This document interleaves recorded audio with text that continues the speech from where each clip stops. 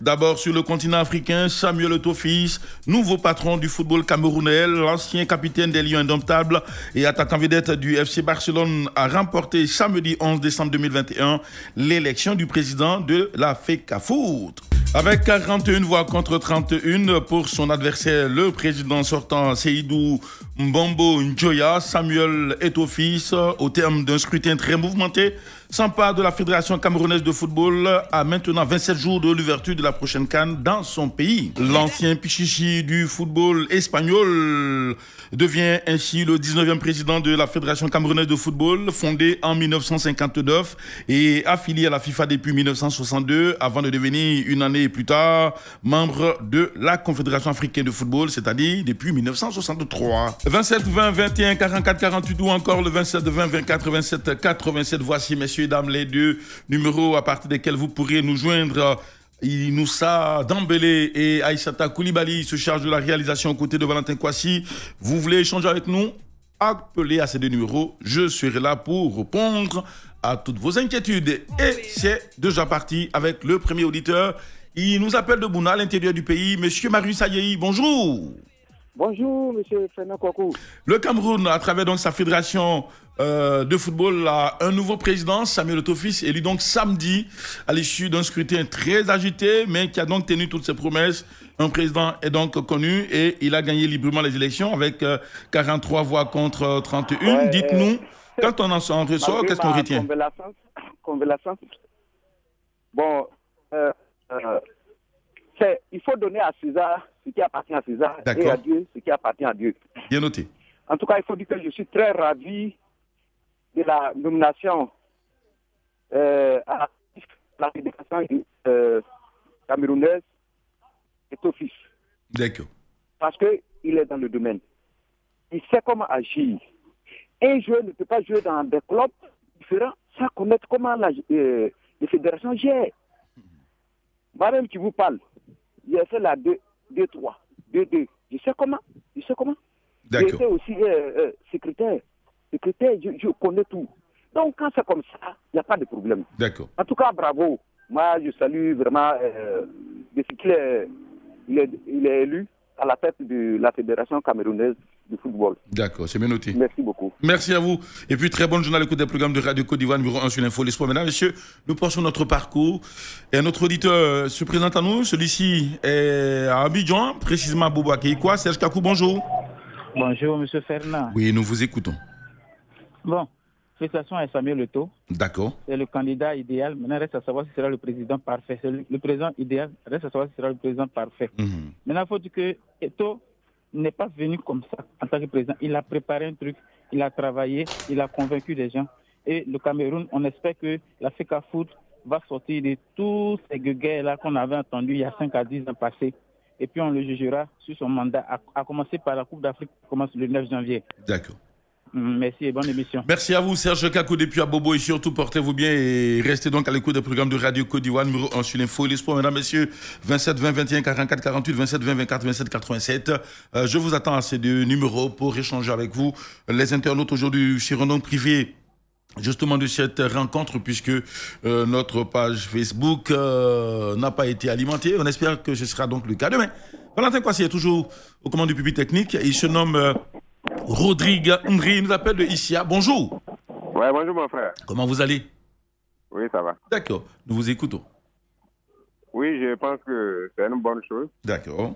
Ils ont bien fait de donner la fédération à M. Eto'o.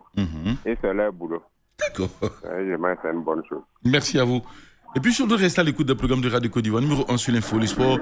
Merci donc d'avoir appelé. Et puis surtout, bon début de semaine, 27 20 21 44 48, 27 20 24 27 87. Le sujet, je le reprends pour vous. Samuel Eto'o est nouveau président de la Fédération camerounaise de football depuis donc samedi.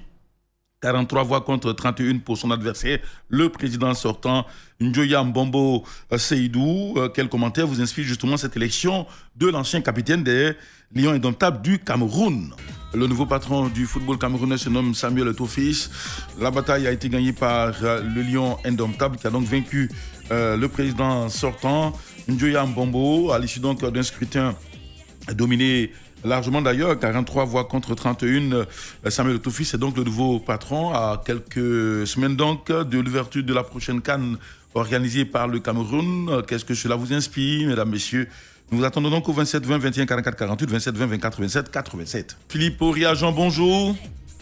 Bonjour. Comment va? Je vais super bien. Super bien, la semaine commence très bien d'ailleurs pour vous. Dites-nous, voir donc Samuel Eto'o Fils au terme de ce scrutin que l'on a suivi de bout en bout depuis quelques semaines au Cameroun, gagner donc cette élection. Pour vous, est-ce qu'on peut dire que c'est l'aboutissement pour l'ancien sociétaire du FC Barcelone ou c'est une nouvelle aventure qui commence et qu'est-ce que vous retenez? Il faut dire que l'accession de Samuel Eto'o à la tête de la Fédération camerounaise de football revêt divers enseignements. Moi, quand j'essaie d'analyser, je dirais même 2 ans auparavant, Samuel Eto'o ne s'imaginait pas président de l'Africa Foot. Il était plus parti dans une volonté manifeste de terminer ses diplômes d'entraîneur professionnel et de devenir le premier entraîneur africain à s'imposer dans un grand club du côté de l'Occident. Maintenant, il y a eu quelques facteurs internes au football camerounais qui ont poussé Samuel Eto'o, qui depuis sa retraite sportive est beaucoup plus présent au pays et qui a été très proche des différents acteurs du football camerounais depuis de nombreuses années, à se présenter pour être président de cette fédération camerounaise de football. Il a mené l'offensive au niveau des différents acteurs de cette fédération-là, les anciens joueurs, les présidents de clubs, les présidents de ligue, et c'est un homme qui n'a jamais rompu de lien avec le football camerounais. Et donc, c'est avec toute cette légitimité qu'il était suivi dans sa volonté de devenir président de cette FECA Foot par la majorité des acteurs. Et déjà, c'est un premier élément de félicitation. Maintenant, il s'agira d'attendre et de voir l'homme à l'œuvre en espérant qu'il puisse réussir la mission qui s'est assignée. Le temps donc de voir qu'est-ce qu'il fera de cette élection. Dites-nous, Jean-Philippe Oria, vous, si vous étiez justement un des conseillers de Samuel Eto'o Fils, qu'est-ce que vous lui conseillerez pour que son mandat soit un succès? Vous savez, la tâche est ardue, du côté, surtout du continent africain, où au niveau du sport, quand je parle du continent africain, je veux bien parler de la zone entre l'Afrique du Nord et l'Afrique australe. Je parle de toute la partie centrale et occidentale de l'Afrique. Tout est déstructuré, vous voyez. Ici, il faut toujours chercher à avoir l'équilibre, parce qu'on ne peut pas mettre au devant les problèmes des acteurs du football, je parlais des footballeurs, en nous mettant les problèmes des présidents des clubs qui ont du mal à générer les moyens nécessaires pour pouvoir couvrir leurs charges. Avec des supporters qui sont moins en moins présents dans les stades. Aujourd'hui, l'État, que ce soit au Cameroun ou dans divers pays comme la Côte d'Ivoire avec la Coupe d'Afrique des Nations, les États sont en train de faire des efforts pour doter les pays d'infrastructures modernes. Donc, quand on parle de tous ces différents éléments, on se rend compte qu'il y a beaucoup de choses à faire. Si j'ai un conseil à lui donner, c'est surtout de prôner la patience auprès des différents acteurs du football, parce qu'on venait avec autant d'espoir, la déception se fait assez rapidement lorsqu'on a l'impression que les choses ne bougent pas. Il y a un développement structurel à faire, il y a des textes à revisiter, et il y a également des décisions fortes à prendre pour permettre au football camerounais de s'en sortir.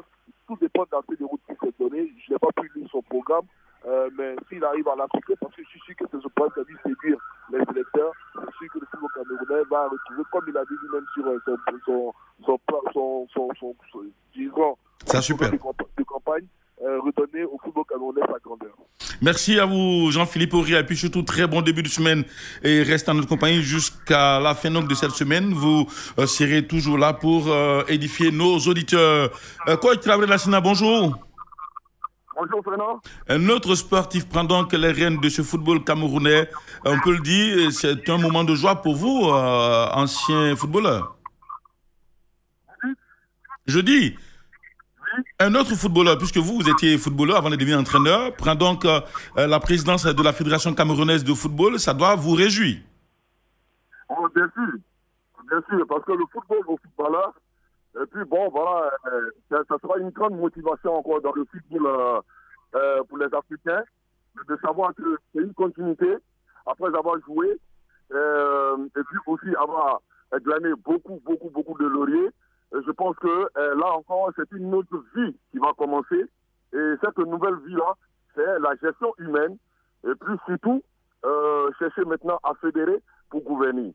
Je pense que l'élection de Samuel Eto'o, de ses 40 ans, longtemps superstar du football africain, je pense que c'est quelque chose d'historique. Il faut retenir l'attention de tout un chacun. Mais maintenant, il a été quand même élu. Je pense que maintenant, dans la pratique, il doit vraiment utiliser toute cette expérience, tout ce bagage qu'il a vraiment acquis, s'entourer des personnes assez compétentes pour pouvoir vraiment permettre d'abord non seulement au football camerounais de remonter la pente, parce qu'il faut reconnaître qu'au niveau de la fédération camerounaise, c'est vraiment, elle a été quand même en difficulté par une mauvaise gestion. Je pense que vraiment faire les toilettages est vraiment quelque chose. Et puis donc réussi à installer ce football camerounais. Merci donc à vous, Traoré Lanciné. Les Africains doivent utiliser cela pour pouvoir vraiment aller de l'avant. Merci à vous et puis surtout demain, notre rendez-vous s'offre à nous. D'ici là, Martha qui s'y arrive pour le journal. On espère que tout sera bien. Très bonne journée et puis à demain. Radio Côte d'Ivoire, Abidjan 88.fm.